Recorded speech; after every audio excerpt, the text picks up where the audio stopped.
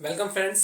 तो last class में हम पढ़ रहे थे वेक्टर। वेक्टर में हमने देखा कि वेक्टर जो है आपका, उसका जो कैलकुलेशन है, उसको कैलकुलेट करने के लिए एक होता है आपका ग्राफिकल मेथड और एक होता है एनालिटिकल मेथड, है ना। तो ग्राफिकल मेथड में भी हमने देखा था ट्राइंगल लॉ था। एक ट्राइंगल लॉ किसके लिए यूज करते हैं? दो फोर्सेस के लिए या दो वेक्टर के लिए, और मोर देन टू वेक्टर्स के लिए हम यूज करते हैं पॉलीगॉन लॉ। तो इसमें कुछ लिमिटेशंस थे कि इनके कि मेजरमेंट एकदम तो जो कैलकुलेशन कन्वर्जन करना पड़ रहा था हमें स्केल लेने के लिए, जो वैल्यू को कन्वर्ट करते हैं अपन, तो जो प्रॉपर स्केलिंग वगैरह हम लेते हैं, अगर उसमें थोड़ी सी गलती हो जाए, जो कि चांसेस रहते हैं कि हमेशा कुछ ना कुछ एरर आ जाता है, इसका जो रिजल्टेंट है वो अप्रॉक्स आता है ना, एक्यूरेट रिजल्ट्स नहीं देता, ये रिजल्टेंट देता है। तो उसके लिए हम, इसका लिमिटेशन है, तो इसके लिए हम एनालिटिकल मेथड यूज कर सकते हैं। तो एनालिटिकल मेथड में भी अगर मान लीजिए आपको दो फोर्सेस के लिए, एनालिटिकल मेथड में भी अगर आपको दो फोर्सेस या दो वेक्टर क्वांटिटीज को कैलकुलेट करना है ना, ऐड करना है। कैलकुलेट करना है मतलब यहाँ पर क्या करना है, हम कैलकुलेशन की बात कर रहे हैं, मतलब इनके एडिशन सब्ट्रैक्शन की बात कर रहे हैं। तो इसके लिए आप क्या यूज कर सकते हैं? आप यूज कर सकते हैं पैरेललोग्राम लॉ, और सेकंड यूज कर सकते हैं मोर देन टू के लिए। मोर देन टू के लिए resolution method, resolution method use कर सकते हैं। तो हम एनालिटिकल ग्राफिकल हमने लास्ट क्लास में देख लिया था, और अब आज हम देखेंगे एनालिटिकल मेथड में पैरेललोग्राम लॉ ऑफ वेक्टर। तो पैरेललोग्राम लॉ ऑफ वेक्टर बोलता क्या है? पैरेललोग्राम लॉ ऑफ वेक्टर ये बोलता है कि when two force having some magnitude and direction is represented by the sides of a parallelogram, then its diagonal represents is resultant having some magnitude and direction। कहने का मतलब ये है कि अगर मान लीजिए कोई दो फोर्स है जिनके पास मैग्नीट्यूड एंड डायरेक्शन है, मान लेते हैं एक फोर्स ये है P, ठीक है, एक ये है Q। आप, मैंने F P और Q ले लिया है, आप F1 F2 A B कुछ भी ले सकते हैं, कैसे भी नोट कर सकते हैं। ये दो वेक्टर है जिनके पास मैग्नीट्यूड और डायरेक्शन है, मान लीजिए इनके बीच का एंगल थीटा है, ठीक है। और ये किसको शो कर रहे हैं, किसकी साइड को शो कर रहे हैं? पैरेललोग्राम लॉ को, पैरेललोग्राम को किस साइड को शो कर रहे हैं। तो इनका डायगोनल अगर मैं बनाऊं तो इसके पैरेलल में एक लाइन मुझे ऐसे बनानी पड़ेगी, और सेम इसके पैरेलल में एक लाइन मुझे ऐसे बनानी पड़ेगी। ये मैंने बना दी इसके पैरेलल में। तो इसका जो डायगोनल होगा वो क्या होगा? ये होगा, ये होगा डायगोनल। तो इसका डायगोनल जो है वो क्या शो करेगा? इसका डायगोनल शो करेगा इसका रिजल्टेंट। यही कहता है पैरेललोग्राम लॉ। तो इसको हम देखते हैं कि इसको एनालिटिकल कैसे निकालते हैं ना। इसको एनालिटिकल की, ये तो हम ग्राफिकल में ग्राफ बना रहे थे, स्केलिंग वगैरह ले रहे थे। यहाँ तो एनालिटिकल है तो फॉर्मूला निकालना पड़ेगा। तो इसका फॉर्मूला निकालने के लिए देखिए हम क्या करेंगे। सिंपल इसका फॉर्मूला ड्राइव करने के लिए मैं लेता हूं एक ट्राइंगल। मान लीजिए इसको बोल देता हूं मैं O, इसको बोल देता हूं A B C, है ना। अब मुझे ट्राइंगल लेना है, तो देखिए यहां पर अगर मैं ट्राइंगल की बात करूं तो यहां पर थोड़ा सा मॉडिफिकेशन मुझे यहां पर करना पड़ेगा। एक राइट एंगल ट्राइंगल लेने के लिए देखिए मैं क्यों कर रहा हूं, इसको मैंने बोल दिया D। इसको मैं क्यों कर रहा हूं? देखिए कि अगर मेरे को एक पाइथागोरस थ्योरम लगाना है सिंपली सॉल्व करने के लिए, तो एक राइट एंगल ट्राइंगल चाहिए। तो देखिए ओ बी डी एक राइट एंगल ट्राइंगल बन गया। तो यहां से अगर मैं बात करूं तो ये जो रिजल्टेंट है, रिजल्टेंट हाइपोटेन्यूज को शो कर रहा है। तो हाइपोटेन्यूज का स्क्वायर क्या होता है? परपेंडिकुलर का स्क्वायर प्लस बेस का स्क्वायर। ये अपन को पता है पाइथागोरस थ्योरम। तो यहां से देखिए, यहां से ये रिजल्टेंट का स्क्वायर दे देगा। रिजल्टेंट, मेरे को रिजल्टेंट निकालना है ना, रिजल्टेंट निकालना है, इसलिए मैंने मॉडिफिकेशन किया। तो रिजल्टेंट हो गया। और ये P क्या है? परपेंडिकुलर। परपेंडिकुलर क्या है? BD। परपेंडिकुलर क्या है? BD का स्क्वायर, ये परपेंडिकुलर। और बेस क्या हो गया आपका? ये OD। क्लियर? अच्छा, अब मैं यहां से बात करूं, यहां से देखिए तो रिजल्टेंट का स्क्वायर जो आएगा वो BD, ये BD कितना होगा? तो BD निकालने के लिए थोड़ा सा आपको देखिए यहां पर कि अगर मैं इसकी बात करूं ये वाले की AB की, तो AB का जो इंक्लिनेशन है AD से वो कितना है? वो सेम इंक्लिनेशन, क्योंकि ये पैरेलल शिफ्टिंग ऑफ वेक्टर अब हमने बात की। तो देखिए इसको मैं पैरेलल शिफ्ट करूंगा तो ये भी जो है, ये जो वेक्टर Q वेक्टर जो है ये इतना ही होगा, Q वेक्टर के बराबर होगा, है ना।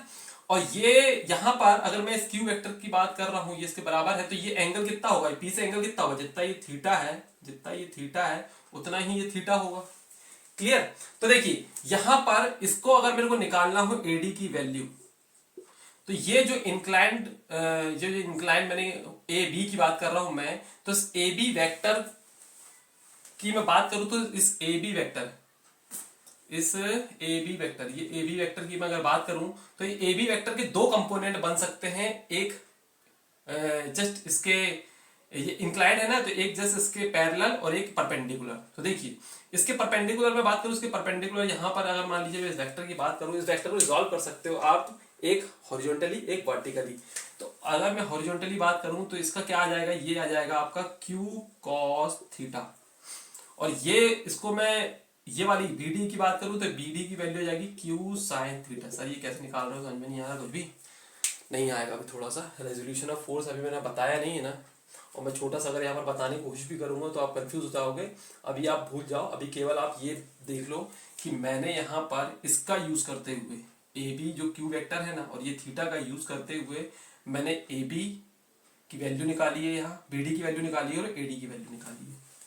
बिल्कुल सिंपल बताने की कोशिश करता हूँ वैसे, और इसके रेजोल्यूशन ऑफ फोर्स पढ़ेंगे तो आपको पूरा अच्छे समझ में आएगा। अभी सिंपल बताने की कोशिश करता हूं कि मान लीजिए कोई एक वेक्टर है आपका जो थीटा है यहाँ पर, और इस वेक्टर की वैल्यू है F1, ठीक है। तो अगर मान लीजिए यहाँ पर मैं ये लेंथ निकालने की कोशिश कर रहा हूँ, मैंने क्या किया, एक परपेंडिकुलर लाइन इस इंक्लिनेशन के एरो से एक यहाँ पर एक सीधी लाइन ये खींच दी, एक सीधी लाइन ये खींच दी, और अब मुझे मान लीजिए ये लेंथ और ये लेंथ चाहिए है, तो सिंपली मैं निकाल सकता हूँ इसको। रिजोल्यूशन बोलते हैं, रिजॉल्व करना बोलते हैं। इस फोर्स को मैं दो पार्ट में रिजॉल्व कर रहा हूँ, एक अलोंग दी फोर्स और एक परपेंडिकुलर टू फोर्स। तो अलोंग दी फोर्स की मैं बात करूं, इस फोर्स से कंपेयर करूं अलोंग दी फोर्स, तो जिसके साथ मैं अलोंग बोल रहा हूं, तो उसके साथ ये एंगल बनाता है, तो उसके साथ हम फोर्स मैग्नीट्यूड लेते हैं और कॉस थीटा ले लेते हैं, डायरेक्शन के साथ कॉस थीटा लेते हैं अलोंग जिसके साथ होता है। और जिसके साथ परपेंडिकुलर बोलते हैं उसके साथ फोर्स सेम लेते हैं, लेकिन कॉस की जगह साइन ले लेते हैं और डायरेक्शन ले लेते हैं थीटा। तो इसी प्रकार से ये मैंने ले लिया है क्यू कॉस थीटा यहाँ और क्यू साइन थीटा यहाँ। तो ये मेरे को वैल्यू मिल गई है यहाँ से किसकी, AD की और BD की। तो BD की वैल्यू मैं यहाँ रखना चाहता हूँ, BD की वैल्यू कितनी आ गई है, क्यू साइन थीटा का स्क्वायर। और यहाँ से OD की मैं बात करूँ तो OD कितना, देखिए OD, लेकिन यहाँ पर देखिए OD मिलके बना है आपका OA प्लस AD से, ठीक है, इससे मिलके बना हुआ है। तो यहाँ पर मैं बात करूं तो देखिए रिजल्टेंट का स्क्वायर आएगा Q square sine square theta plus OA क्या है P, और AD कितना है Q कॉस थीटा का स्क्वायर, है ना। अच्छा यहां पर देखिए, अब ये मान लीजिए यहां पर फॉर्मूला लगाना पड़ेगा अगेन अपन को, A plus B the whole square का, है ना। तो इसको सॉल्व करेंगे तो कितना आ जाएगा, Q square sine square theta plus A square plus B square plus 2AB। Formula लग गया, नहीं लगा, cos थीटा भी तो है, b की वैल्यू कितनी, क्यू cos थीटा, ठीक है। अब लग गया फॉर्मूला। तो यहां से अगर इसको आप सॉल्व करेंगे तो रिजल्टेंट कितना आ रहा है, रिजल्टेंट आ रहा है Q square sine square theta, और ये इसको देखिए कॉमन ले लेते हैं। अगर मैं क्यू स्क्वायर कॉमन ले लूं तो ये क्या बनेगा, P square plus Q square common ले लें तो sign square theta plus cos square theta plus 2PQ cos theta. अच्छा इसकी वैल्यू कितनी होती है, sign square theta plus cos square theta की वैल्यू 1 होती है। तो यहाँ पर रिजल्टेंट की अगर मैं बात करूं तो रिजल्टेंट आपका कितना आएगा, अंडर रूट, है ना, ये स्क्वायर को मैं हटा रहा हूं तो क्या बनेगा, P square plus Q square plus 2PQ cos theta. यही फॉर्मूला है, यही हम ड्राइव करना चाह रहे थे। तो हमारे पास पैरेललोग्राम लॉ से कोई दो वेक्टर को अगर ऐड करना है तो उसके लिए फॉर्मूला क्या आ गया है, under root P square plus Q square plus 2PQ cos theta. और माइनस करना हुआ तो भी यही फॉर्मूला यूज करेंगे, क्योंकि वेक्टर हमेशा ऐड होता है, सब्ट्रैक्ट नहीं होता, लेकिन उसको डील कैसे करते हैं अभी मैं आपको बताऊंगा, है ना। फॉर्मूला यही रहेगा। अब दो चीज चाहिए, वेक्टर क्वांटिटी है, जैसे ग्राफिकल मेथड में रिजल्ट बताने के लिए हमें क्या क्या बताना पड़ेगा, वेक्टर क्वांटिटी का रिजल्ट भी वेक्टर ही होगा, तो या तो डायरेक्शन और मैग्नीट्यूड दोनों बताना होगा। तो यहाँ पर ये क्या बताएगा आपको, मैग्नीट्यूड। डायरेक्शन की बात करूं तो डायरेक्शन के लिए अगर मैं बात करूं तो रिजल्टेंट जो है, मैं P से मान लीजिए ये एंगल मैंने ले लिया, इसको मैं बोल देता हूं फॉर एग्जांपल अल्फा। तो tan अल्फा की हम यहाँ पर बात करें अगर थोड़ा सा, तो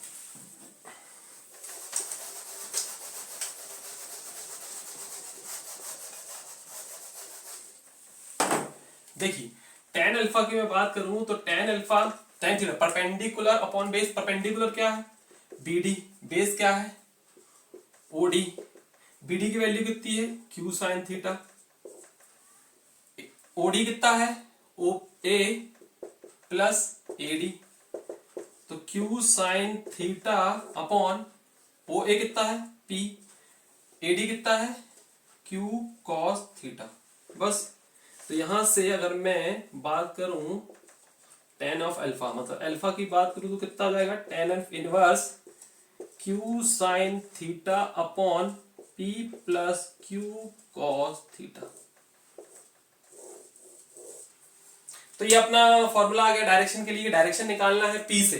अच्छा मान लीजिए ये पी से डायरेक्शन के लिए डायरेक्ट फॉर्मूला लगा लेंगे, मुझे कोई पूछता है यहां से बताइए आप डायरेक्शन यहां से बताइए, तो ये निकालना तो आसान होगा ना, हमें टोटल थीटा पता है, टोटल थीटा पता, तो थीटा में से मैं अल्फा माइनस कर दूंगा, थीटा में से अल्फा माइनस कर दूंगा तो मुझे बीटा मिल जाएगा, तो क्यू से भी डायरेक्शन बता सकते हैं। ये यही फॉर्मूला मैं यहां से भी निकाल सकता था, डायरेक्ट बीटा की फॉर्मूला भी निकाल सकता था, लेकिन आपको क्या करना पड़ेगा मैग्नीट्यूड चेंज करना पड़ेगा। देखिए यहां से बना सकते हैं, बिल्कुल बना सकते हैं। देखिए beta is equal to same, मैं पी की जगह क्यू, क्यू की जगह पी रखता तो क्या आता है यहाँ से, ये beta is equal to tan of inverse आता, और यहां पर लेकिन क्यू की जगह क्या आ जाता पी, तो पी साइन थीटा अपॉन यहां पर क्यू आ जाता और जाता है कितना ये पी, पी कॉस थीटा, ये फॉर्मूला बन जाता आपका, है ना। सेम आप अगर बीटा के लिए निकालना चाहते हैं तो केवल आपको ये देखना पड़ेगा मैग्नीट्यूड इधर उधर हो जाएंगे, है ना, बाकी फॉर्मूला यही रहेगा। अब इनके कुछ स्पेशल केसेस हैं वो थोड़ा देख लेते हैं शॉर्ट में। अगर मान लीजिए हमें डायरेक्ट कोई क्वेश्चन आता है तो कुछ स्पेशल केसेस जो डायरेक्ट हमें रिजल्टेंट बताते हैं, बाकी ये फॉर्मूला यूज करके आप निकाल सकते हैं, लेकिन उनसे थोड़ा सा और इजीली जल्दी से सवाल सॉल्व हो जाते हैं। तो आइए कुछ स्पेशल केस हम देखते हैं।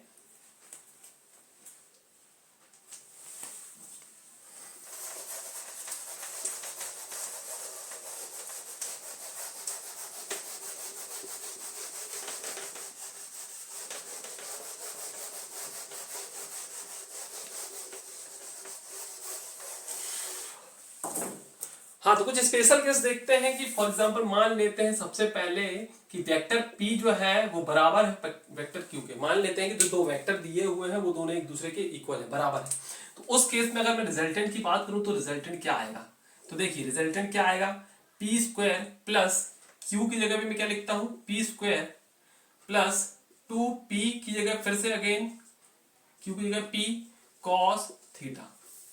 इस केस में अगर रिजल्टेंट की बात करें तो रिजल्टेंट कितना आ जाएगा 2p स्क्वायर प्लस यहां पर भी क्या आ गया 2p square cos theta. 2p common ले लेते हैं यहां से, तो क्या आ जाएगा ये 2p स्क्वायर कॉमन ले लिए तो अंदर क्या अच्छा 1 प्लस कॉस थीटा। क्लियर। तो यहां से देखिए 2p स्क्वायर, अच्छा ये 1 को मुझे थोड़ा सॉल्व करना है, तो देखिए यहां पर कॉस थीटा के दो फॉर्मूले हैं। कॉस थीटा के दो फॉर्मूले, एक होता है 2 cos square theta by 2 minus 1 और एक होता है 1 minus 2 sign square theta by 2। तो इन दोनों में से मैं ये वाला फॉर्मूला यूज कर रहा हूं, क्यों, क्योंकि यहां पर मुझे यहां पर -1 चाहिए ताकि इस 1 को मैं हटा पाऊं। तो यहां से क्या करूंगा मैं 2 कॉस स्क्वायर थीटा बाय 2 -1, ये मैंने यूज किया, तो ये -1 ये +1 चला गया, तो अंदर 2 2 जो 4, तो अंदर क्या आ गया 4p square cos square theta by 2। तो ये कितना जाएगा, रूट का साइन हटाऊंगा तो 2p कॉस थीटा बाय 2। तो रिजल्टेंट के लिए अगर मान लीजिए आपको आता है कि दो वेक्टर हैं और दोनों के मैग्नीट्यूड सेम है, दोनों इक्वल हैं, है ना, और डायरेक्शन भी सेम है, मैग्नीट्यूड क्या डायरेक्शन भी सेम है, दोनों इक्वल है, तो उस केस में आप डायरेक्ट रिजल्टेंट का ये फॉर्मूला यूज कर सकते हैं। इसी प्रकार से अगर मान लीजिए आपको दूसरा बोल देते हैं कि P जो है वो अपोजिट है ना, अपोजिट मतलब वेक्टर में साइन अपोजिट बना दिया, इस तरह से बोल सकते हैं vector P is equal to minus of vector Q, इस तरह से इक्वल अनइक्वल है, मतलब है ना, इक्वल नहीं है, चाहे डायरेक्शन वाइज हो, है ना, या मैग्नीट्यूड वाइज हो, इक्वल नहीं है। तो इस केस में देखिए, इस केस में आप क्या कर सकते हैं, डायरेक्ट ये फॉर्मूला, अगर मैं फॉर्मूला की बात करूं तो देखिए सेम यहाँ पर यूज होगा, अपन ड्राइव ही कर लेते हैं। तो रिजल्टेंट इज इक्वल टू इसका कितना आएगा, देखिए इसका कितना आएगा, देखिए पी स्क्वायर माइनस क्यू का square plus 2p into minus का q, है ना, कॉस थीटा, है ना। अब देखिए यहां पर अगर मैं बात करूं तो पी स्क्वायर का तो पी स्क्वायर ही है, क्यू का माइनस साइन है तो स्क्वायरिंग में माइनस साइन हट जाएगा, पी की जगह क्यू की जगह मैं पी लिख सकता हूं, तो अगेन ये पी स्क्वायर आ गया। अच्छा ये माइनस लेकिन यहां पर आ जाएगा, ये 2p और क्यू की जगह फिर से p लिख सकता हूं, तो p लिखा, ये cos थीटा। केवल क्या चेंज आ गया यहाँ पर, ये माइनस साइन आ गया यहाँ पर, बस देखिए बाकी सब सेम आया है, बाकी सब कुछ सेम आया है, 2p square minus 2p square cos theta, है ना। तो यहां से रिजल्टेंट जो है आपका ये क्या आएगा, 2p square 1 minus cos theta. अब देखिए पहले क्या आया था, यहाँ पर प्लस साइन आया था, तो मैंने ये फॉर्मूला यूज किया था माइनस वन वाला, इसको हटाने के लिए। अब यहाँ पर क्या आया, माइनस साइन आया है, तो मैं इस फॉर्मूले का यूज करूंगा, ये माइनस और ये माइनस मिलके इसको क्या कर देंगे, इसको प्लस बना देंगे। ये देखिए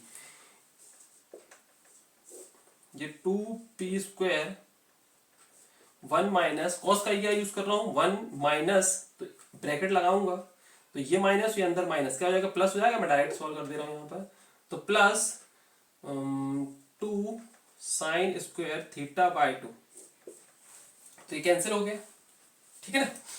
तो अंदर क्या बच गया, अंदर बच गया 2 साइन, तो 2 2 4, तो 4p square sine square theta by 2, तो उसको सॉल्व करेंगे तो कितना जाएगा, रूट का साइन हटाएंगे तो 2p साइन थीटा बाय 2।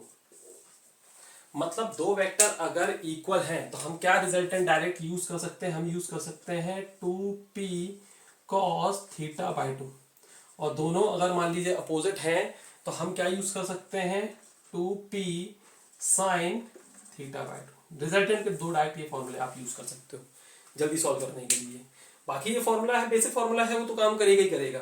अच्छा और क्या केसेस, स्पेशल केसेस हैं, जैसे कि मान लीजिए कि हमें निकालना है कि बोल देते हैं कि जो मैक्सिमम रिजल्ट या मिनिमम रिजल्ट्स के लिए रिजल्टेंट क्या होगा। तो देखिए हाँ, तो हम देख रहे हैं न्यू केस, जब रिजल्टेंट आपका मैक्सिमम और मिनिमम कब मिलता है अपन को।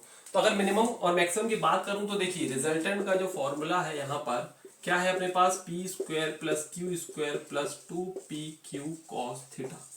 मतलब ये थीटा की वैल्यू जब मैक्सिमम होगी तो आपको मैक्सिमम रिजल्टेंट मिलेगा।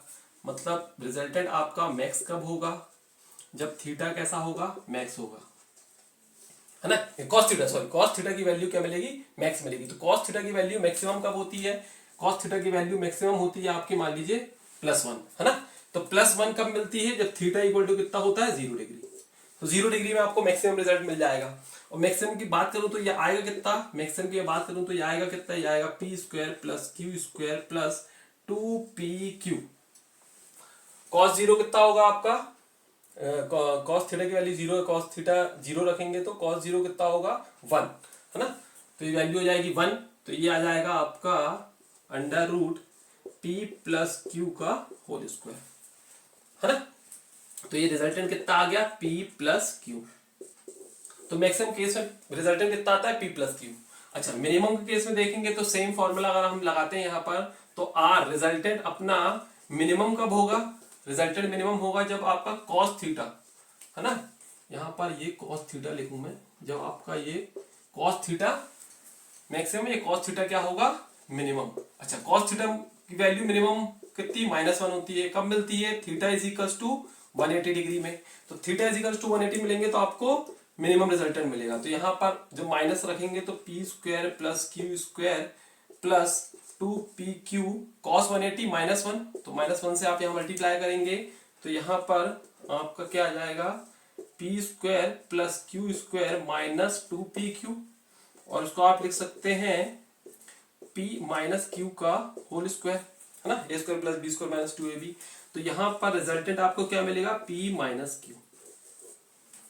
तो जब मैक्सिमम रिजल्टेंट रहेगा तो आप डायरेक्ट रिलेशन यूज कर सकते हैं p प्लस क्यू, और मिनिमम रहेगा तो आप रिलेशन डायरेक्ट यूज कर सकते हैं p माइनस क्यू। ऑल्दो आपको कंडीशन याद है तो आप शुरू से भी सॉल्व कर सकते हैं, जैसा कि मैंने ये डेरिवेशन किया, लेकिन जब हम न्यूमेरिकल लगाते हैं तो ये रिलेशन डायरेक्ट याद होते हैं तो बहुत जल्दी अपना सवाल सॉल्व हो जाता है। तो एक केस और मैं बताता हूं, उसको भी अपन याद कर लेते हैं, थोड़ा सा ज्यादा यूज होता है, कि जब थीटा इज इक्वल टू 90 हो, ये भी अपन याद रखें, एक ही केस भी याद रखें कि जब theta is equal to 90 degree हो, तो कॉस थीटा जब 90 होगा तो कॉस 90 की वैल्यू कितनी होगी अपनी, कॉस 90 की वैल्यू होगी आपकी यहां पर, कॉस 90 की वैल्यू हो जाएगी आपकी 0। कॉस 90 की वैल्यू 0 हो जाएगी तो रिजल्टेंट की मैं बात करूं तो रिजल्टेंट आपका सिंपल कितना जाता है, P square plus Q square. देखिए यहां पर cos 90 की वैल्यू 0 रखेंगे तो पूरा टर्म 0 हो जाएगा, तो केवल क्या बचेगा, P square plus Q square बचेगा। तो ये भी बहुत यूज होने वाला केस है। आइए एक न्यूमेरिकल देखते हैं इस पे, तो आपको और क्लियर होगा कि ये हमने स्पेशल केस क्यों निकाले हुए हैं ना। चलिए तो आइए देखते हैं एक न्यूमेरिकल।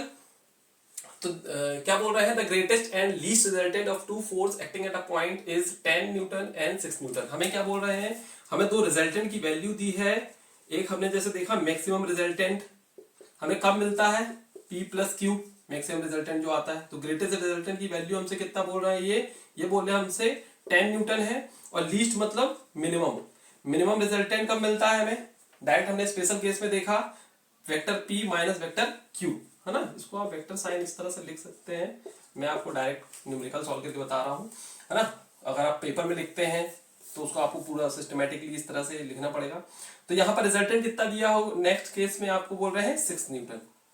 तो यहाँ से एक इक्वेशन मिलती है हमें, P plus Q is equals to 10 और एक P minus Q is equals to 6। इन दोनों इक्वेशन को आप सॉल्व कर लेंगे तो कितना आएगा, 2P इज इक्वल्स टू 16, मतलब P इज इक्वल्स टू कितना आ गया आपका 16 डिवाइड बाई 2 8 न्यूटन। और इसको आप इसमें पुट कर दें किसी में तो ये आपका आ गया 8 plus Q is equals to 10, तो Q is equals to 10 minus 8 is equals to 2 newton. तो Q कितना आ गया आपका 2 न्यूटन। तो दोनों फोर्स हमने कितनी जल्दी निकाल लिए। स्पेशल केस का हमने यूज किया कि हमें मैक्सिमम और मिनिमम रिजल्टेंट का डायरेक्ट हमने यहाँ पर रिलेशन याद था, नहीं तो आपको क्या करना पड़ता, रिजल्टेंट का पूरा फॉर्मूला लगाना पड़ता, ग्रेटेस्ट के लिए आपको एंगल रखना पड़ता, थीटा की वैल्यू 0, और लीस्ट के लिए आपको माइनस 180 डिग्री रखना पड़ता और फिर आप ये डायरेक्ट फॉर्मूला निकालते। तो ये काम अपने देखिए थोड़ा सा शॉर्ट हो गया, जल्दी से अपनी ये वैल्यू निकल आई। इसके बाद देखिए बोल रहे हैं कि each force is increase by 3 Newton. तो दोनों को 3 न्यूटन अगर बढ़ाते हैं तो इसमें 3 ऐड करेंगे तो ये कितना हो जाएगा आपका 11 न्यूटन। मतलब इसको मैं नया फोर्स बोल देता हूं P डैश।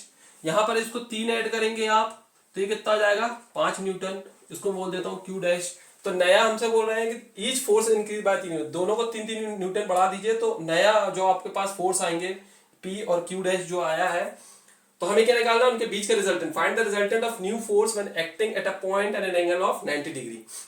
दोनों के बीच में एंगल कितना होना चाहिए 90। तो रिजल्टेंट का सिंपल अब वो फॉर्मूला अपन लगा लेंगे, तो P square plus Q square plus 2PQ cos theta.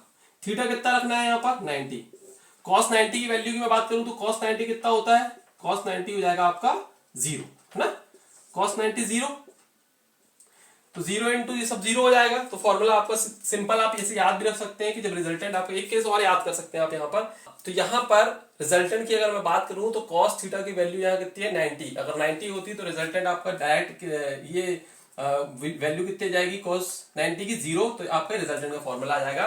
और इसको आप एज अ डायरेक्ट भी याद कर सकते हैं कि जब भी थीटा की वैल्यू 90 होगी तो रिजल्टेंट का ये फॉर्मूला एक, इसको भी आप याद कर सकते हैं। जैसे दो केस अपन ने याद किए हैं, P plus Q P minus Q वाले, ग्रेटेस्ट और लीस्ट वाले, ये भी आप याद कर सकते हैं। तो थोड़ा जल्दी सवाल सॉल्व होने के लिए, नहीं तो आप सेम यूज करके 2 मिनट में निकाल सकते हैं। तो यहाँ पर नई वैल्यू कितनी है, ये आपकी है 11 का स्क्वायर और नई वैल्यू ये कितना है 5 का स्क्वायर। तो ये आपका कितना हो जाएगा 11 का स्क्वायर कितना आएगा आपका 121, 5 का आएगा 25। तो दोनों का ऐड करके आपका कितना आ रहा है, ये दोनों का एडिशन जो आ रहा है यहाँ से, दोनों का एडिशन जो आ रहा है वो आ रहा है 6, 4 and 1, तो √146 Newton is the answer of this question है ना। तो ये तो एक मेथड मैंने बताया आपको सॉल्व करने के लिए, बेसिकली कि हमने जो स्पेशल केस लिए थे तो स्पेशल केस का क्या यूज है, कि स्पेशल केस को आप डायरेक्ट कैसे यूज कर सकते हैं, इसके लिए ये न्यूमेरिकल मैंने लिया था। ऐसे कई सारे न्यूमेरिकल आप प्रैक्टिस कर सकते हैं, सब जो फॉर्मूले हैं वो यही काम में आते हैं। तो आई होप आपको वीडियो पसंद आया होगा। मिलते हैं नेक्स्ट क्लास में। Thank you.